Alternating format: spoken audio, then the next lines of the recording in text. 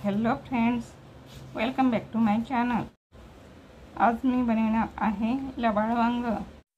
लबाड वांग बनवण्यासाठी येथे मी या प्रकारे छोटे छोटे वांगे घेतलेली आहे।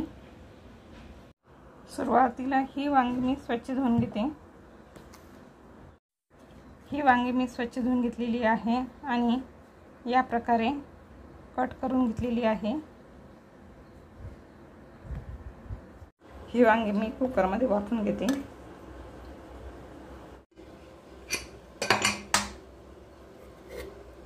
अशा प्रकारे वांगे मी वाफवून घेतलेले आहे। या उकडलेल्या वांग्याचे हे भाग काढून घ्यायचा।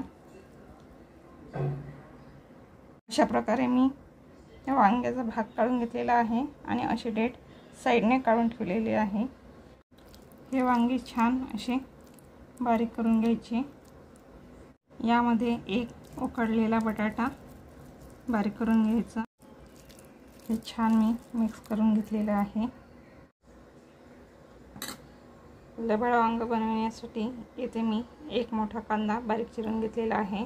लसूण अद्रकाची पेस्ट, कोथिंबीर, तांदळाचे पीठ आणि ब्रेडचा चुरा करून घेतलेला आहे।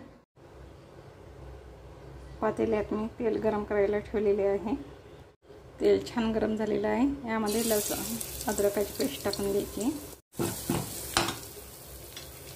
नंतर बारीक चिरलेला कांदा टाकून घ्यायचा। कांदा छान शिजलेला आहे। यामध्ये धने पावडर, लाल मिर्च पावडर, जीरा पावडर, हळदी पावडर आणि चवीनुसार मीठ। नंतर यामध्ये कोथिंबीर टाकून घ्यायची।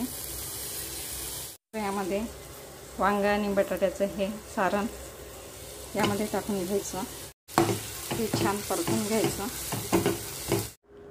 हे सारण एका डिश मध्ये काढून घ्यायचं।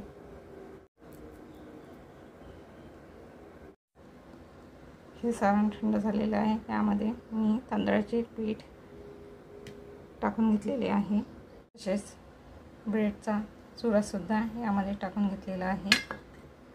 अशा प्रकारे हे मी मिक्स करून घेतलेलं आहे।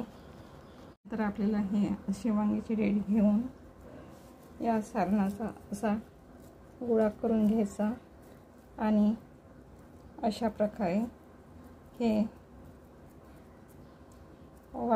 लबाड वांग तयार करायचं। अशा प्रकारे हे सर्व वांगे तयार करून घेतलेले आहे। भाजी बनवायला जसे आपण बेसन भिजवून घेतो तसेच मी इथे बेसन भिजवून घेत आहे। या भिजवलेल्या बेसनामध्ये हे वांगे छान बुडवून घ्यायचे। या प्रकारे तळून घ्यायचे। अशा प्रकारे हे तळून घ्यायचे। अशा प्रकारे मंद गॅसवर हे तळून घ्यायचे। असे हे टेस्टी लबाड वांगे तयार झालेले आहे। अशी ही लबाड वांग्याची रेसिपी तुम्हाला जर आवडली असेल तर माझ्या रेसिपीला लाईक करा, शेअर करा आणि माझ्या चॅनलला सबस्क्राईब करायला विसरू नका। तुम्ही माझा व्हिडिओ बघितला त्याबद्दल धन्यवाद। हे लबाड वांगे खायला खूप टेस्टी लागतात। तुम्ही एकदा नक्की करून बघा।